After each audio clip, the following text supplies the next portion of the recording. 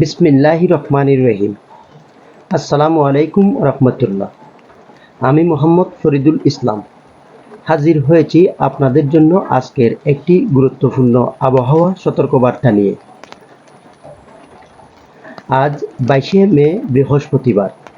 দেশের কয়েকটি অঞ্চলে বজ্রসহ বৃষ্টি ও দমকা হাওয়ার আশঙ্কা সতর্ক সংকেত জারি করা হয়েছে।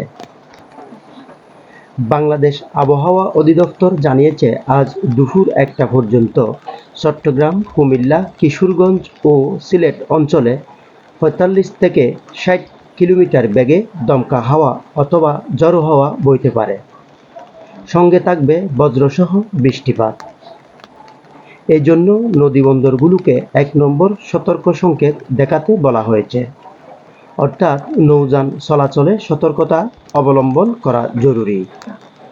চট্টগ্রাম ও তার পার্শ্ববর্তী এলাকা রাঙ্গুনিয়াতে আজ আকাশ মেঘলা এবং বৃষ্টির সম্ভাবনা প্রবল। দুপুরের পর থেকে হালকা থেকে মাঝারি ধরনের বৃষ্টি শুরু হতে পারে। বিশেষ করে বিকেলে বজ্রপাতের ঝুঁকি রয়েছে। তাই মাঠে কাজ করা কৃষক, শিক্ষার্থী ও পথচারীদের সাবধানে চলাফেরার অনুরোধ জানানো হয়েছে।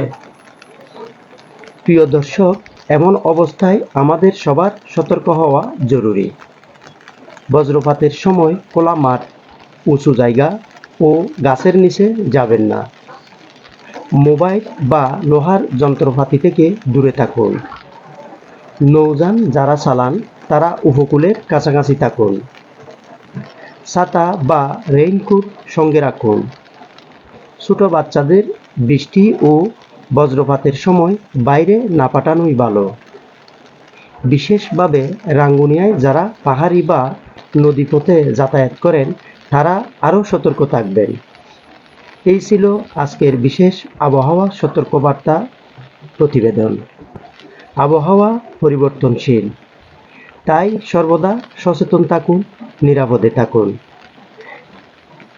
এতক্ষণ আপনাদের সাথে ছিলাম আমি মোহাম্মদ ফরিদুল ইসলাম, রাঙ্গুনিয়া থেকে। দেখা হবে পরবর্তী আপডেটে। আল্লাহ হাফেজ।